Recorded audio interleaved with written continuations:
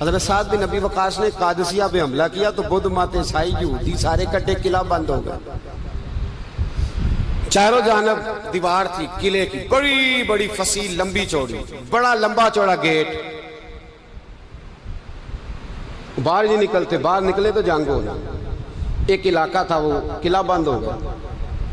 حضرت سعد بن ابی وقاص نے انتظار کیا، وہ باہر نہیں نکلتے، انہوں نے پہلے سے پلاننگ کی تھی، کوئی مہینے کا راشن لے کے وہ اندر چلے گئے۔ جناب سعد بن ابی وقاص کہنے لگے بھئی اب یہ دیوار تو گرانی پڑے گی، یہ دیوار جی کیسے؟ فرمانے لگے ایمان کی قوت سے۔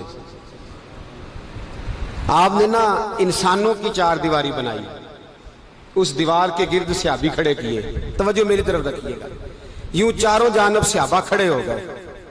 جب صحابہ کھڑے ہوئے چاروں کونوں میں، اب یہودی، بدھ مت، عیسائی تینوں اندر ہیں۔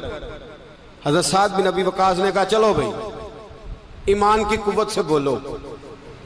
صحابہ بولے لا الہ لا الہ، خودی کا سر نہا لا الہ الا اللہ، خودی کا تیغ فسا لا الہ الا اللہ، خودی کا تیغ فسا لا الہ الا اللہ۔ اگرچہ بت ہے جماعت کی آستینوں میں، مجھے ہے حکم ازاں لا الہ الا اللہ۔ وہ 3-4 دفعہ کلمہ پڑھا تو دیوالیں ہلنے لگی، کانپنے لگی۔ انہوں نے توڑے دروازے، باہر آ گئے، کہنے لگے کیا ہوا؟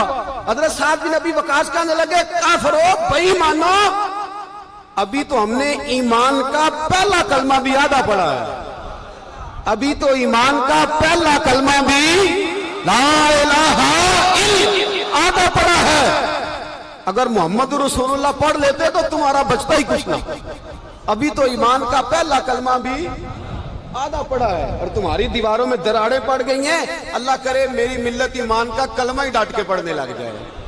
اگرچہ بت ہیں جماعت کی آستینوں میں، پر مجھے حکم ازاں لا الہ، اور یہ دور اپنے ابراہیم کی تلاش میں، صنم کدا ہے جہاں لا الہ۔ باہر آ رہا، پکڑو ان کو مارو۔ جس دن ابو جہل آیا ہے نا بدر میں، اس نے جاسوس بھیجا، محمد بن عینیہ تھے یا عروہ بن مسعود، دو مختلف نام کتابوں میں آتے ہیں۔ وہ جاسوس چیک کر کے گیا مسلمانوں کو واپس، ابو جہل سے کہنے لگا 313 312 بندے، کچھ بچے ہیں، کچھ بوڑھے ہیں، کچھ کمزور ہیں۔ ابو جہل بڑا کھل کھلا کے ایسا کہنے لگا ان کو نا پشتوں پہ باندھ لو، گھوڑوں کی پشتوں پہ، جنگ کیا کرنی ہے، تلواریں ان کے پاس کوئی نہیں، لڑ یہ نہیں سکتے، باندھ لو، لے چلتے ہیں مکے، وہاں جا کے دیکھیں گے کیا کرنا۔ محمد بن عینیہ کہنے لگے ابو جہل ہوش کر، ہوش کر، تلواریں کوئی نہیں، زرہیں کوئی نہیں، پر میں ان کا ایمان دیکھ آیا، میں ان کا ایمان۔ فرمایا سب نے جھولیاں اٹھائی ہو رہی ہیں، کہہ رہے ہیں یا اللہ ہمیں واپس نہ بھیجنا، ہم تیرے نبی کے قدموں پہ قربان ہونے آئے۔ ان کا ایمان میں حضرت خالد بن ولید نے حملہ کیا ملک شام پہ، حملہ کیا، یہودی باہر نہیں نکلتے، باہر نکلے تو ان کا بہت بڑا لیڈر مذاکرات کرنے آیا تو ہاتھ میں زہر کی پڑیا ہے۔ فرمایا یہ کیا ہے؟ مذاکرات کرنے آیا تو یہ کیا؟ کہنے لگا زہر۔ کیا مطلب؟ کہنے لگا اگر مذاکرات ناکام ہوئے تو زہر کھا کے مر جاؤں گا، مسلمانوں کو کبھی اقتدار نہیں دوں گا۔ تو آپ فرمانے لگے زہر بھی تب بھی اثر کرے گا نا جب میرا اللہ چاہے گا۔ کس کی قوت؟ ایمان کی۔ کس کی قوت؟ زہر کب اثر کرے گا؟ جب اللہ۔ تو کہنے لگا یہ بڑا زہریلا زہر ہے ہمارے علاقے کا، یہ تو کسی کے ناک میں ذرا ہوا سے چلا جائے تو بندہ مر جاتا ہے۔ آپ فرمانے لگے بندہ تب بھی مرتا ہے جب اللہ مارے، اور جسے اللہ نہ مارے مر سکتا؟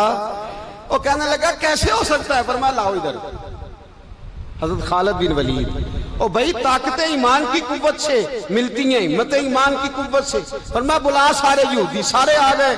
فرمایا تم کہتے ہو زہر ہوا کے ذریعے ناک میں بھی چلا جائے تو بندہ مر جاتا ہے، پوری پڑیا زہر کی جناب خالد کھا گئے، پانی کا گلاس پی گئے، 18 رکعتیں نفل بھی پڑھ گئے۔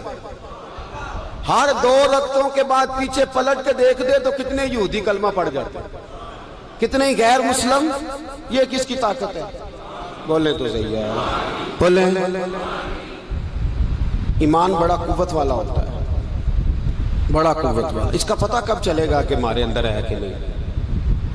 کروڑوں ناجائز روپیہ سامنے پڑا ہو اور بچہ عید کے لیے کپڑے بھی مانگ رہا ہو، لیکن انسان ناجائز پیسے کو ہاتھ نہ لگائے، بچے کو تسلی دے کے سلا دے تو اس کا مطلب ہے کہ ایمان اس کے پاس ہے۔ میرے نبی کریم صلی اللہ علیہ وسلم نے فرمایا فحاشا، خوبصورت عورت، بری عورت، خوبصورت بھی ہو بری بھی ہو اور دعوت گناہ بھی دے، بچہ جوان بھی ہو خوبصورت بھی ہو خواہشات بھی ہو، اور پھر بھی وہ کہے انی اخاف اللہ، نہیں بھئی میں اللہ سے ڈرتا ہوں، تو اس کا مطلب ہے اس کے پاس ایمان۔ یہ تو روز ہمیں پتہ چلے گا، روز پتہ چلے گا۔ میرے دوست اپنے ایمان کو دیکھ۔ حضرت مصعب ابن عمیر جنگ احد میں میرے نبی، اور یہ بڑا لاڈلا صحابی ہے میرے رسول کا، بڑا لاڈلا، مجھے اس شخصیت سے بڑا پیار ہے۔ ان کا جو بھی کہیں مجھے ارشاد کوئی قول ملتا ہے تو میں الگ سے ڈائری پہ لکھتا ہوں۔ حضرت مصعب ابن عمیر کو احد میں حضور نے جھنڈا دیا تھا، ہاتھ میں جھنڈا تھا تو کافر نے ہاتھ کاٹ دیا، جناب مصعب ابن عمیر نے دوسرے ہاتھ میں پکڑ لیا، جب وہ بھی ہاتھ کٹ گیا تو دو کٹے ہوئے ہاتھوں سے جھنڈا پکڑا ہے، جھنڈا پکڑا ہے۔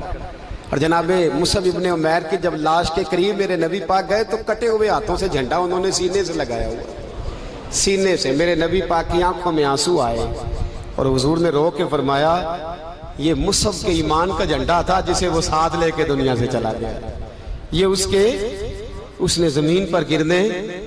اپنے ایمان کو دیکھو، ایمان کو پرکھو، ایمان پر محنت کرو۔ سب سے پہلی بات تو یہ کہ قدر کرو کہ ہم مسلمان ہیں، اپنے دین کی۔ دوسری بات قرآن پاک کے ساتھ پیار کرو۔ تیسری بات شہادت کی آرزو۔ چوتھی بات ایمان کو مضبوط کرو، ایمان کو بولیے ایمان کو۔ اللہ فرماتا ہے تم ایماندار رہنا میں تمہارے ساتھ رہوں گا، وَلَا تَهِنُوا وَلَا تَحْزَنُوا وَأَنْتُمُ الْأَعْلَوْنَ إِن كُنتُم مُؤْمِنِينَ۔ یہ پختہ ہوتا کیسے ہے؟ اقبال کہتے ہیں ایسے لوگوں کے پاس بیٹھا کر جو تیرا ایمان پختہ کرتا ہے، ایسے لوگوں کی سنگت میں رہا کر جو تیرے ایمان کو، کہتے ہیں وہی ہے تیرے زمانے کا امام برحق، وہی ہے تیرے زمانے کا امام برحق جو تجھے حاضر و موجود سے بیزار کرے اور موت کی شکل میں دکھلا کے تجھے جلوہ دوست زندگی تیرے لیے اور بھی دشوار کرے۔